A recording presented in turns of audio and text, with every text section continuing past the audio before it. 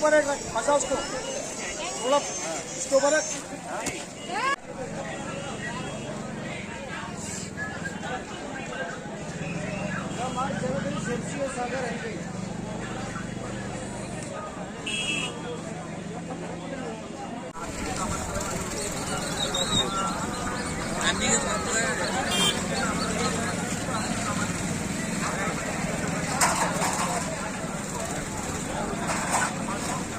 ವರ್ಷದಿಂದ ಆಯ್ತು ನೀವು ಬರಕಂತಿ?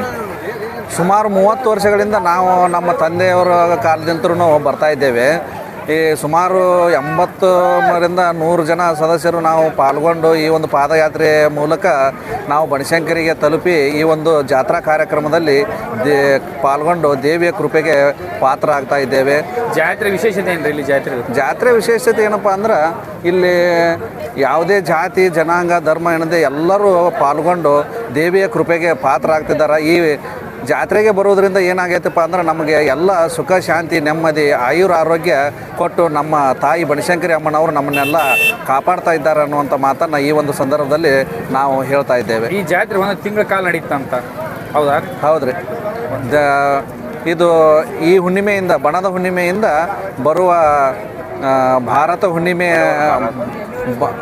ಹುಣ್ಣಿಮೆಯ ತನಕ ಒಂದು ತಿಂಗಳ ಕಾಲ ನಿರಂತರವಾಗಿ ಅತ್ಯಂತ ವಿಜೃಂಭಣೆಯಿಂದ ಈ ಎಷ್ಟು ಜನಸಾಗರ ಇರುತ್ತೆ ನೋಡು, ಒಂದು ತಿಂಗಳ ಕಾಲ ಇಷ್ಟೇ ಜನಸಂಖ್ಯೆಯಿಂದ ಕೂಡಿ ಈ ಒಂದು ಜಾತ್ರೆ ವಿಜೃಂಭಣೆಯಿಂದ ನೆರವೇರ್ತಾ ಇದ್ದೇವೆ.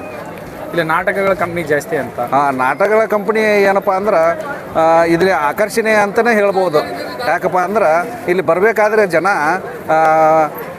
ಬನಶಂಕರಿ ತಾಯಿಯವರ ಕೃಪೆಗೆ ಪಾತ್ರ ಆಗಲು ಬರ್ತಾ ಇದ್ದಾರೆ. ಮತ್ತು ಇಲ್ಲಿ ನಾಟಕಗಳು ವಿಶೇಷತೆ ಅನೇಕ ನಾಟಕಗಳು ಕಂಪನಿಗಳು ಈ ಗುಬ್ಬಿ ವೀರಣ್ಣವರ ಕಂಪನಿಗಳು ಆಗಿರ್ಬೋದು, ದಾವಣಗೆರೆಯಿಂದ ಬರುವಂಥ ಕಂಪನಿಗಳು, ಗುಳೇದಗುಡ್ಡದಿಂದ ಮತ್ತು ಕಮತಿಗಿಂದ ಹಲವಾರು ಕಂಪನಿಗಳು ಈ ಒಂದು ಜಾತ್ರೆಯಲ್ಲಿ ವಿಶೇಷವಾದಂಥ ನಾಟಕಗಳನ್ನು ಆಡುವುದರ ಮುಖೇನ ಎಲ್ಲರಿಗೂ ಮನರಂಜನೆಯನ್ನು, ಎಲ್ಲ ಭಕ್ತಾದಿಗಳು ಮನರಂಜನೆಯನ್ನು ಪಡೆದುಕೊಳ್ಳಲು ಕೂಡ ಈ ಒಂದು ಜಾತ್ರೆಗೆ ಬರ್ತಾ ಇದ್ದಾರೆ. ಸಾರಿಗೆ ವ್ಯವಸ್ಥೆ ಹೆಂಗಿದ್ರಿ?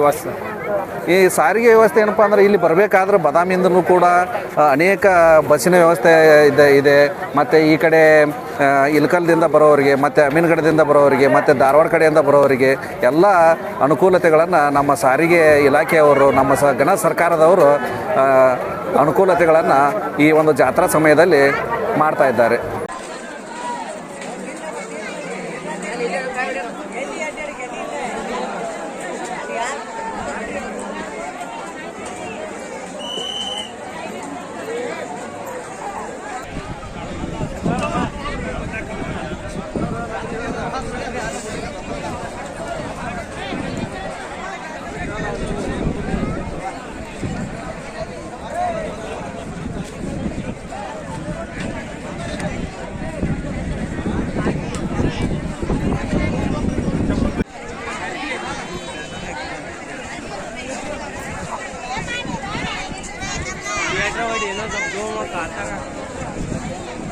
स्टेरिंग कडे जो मग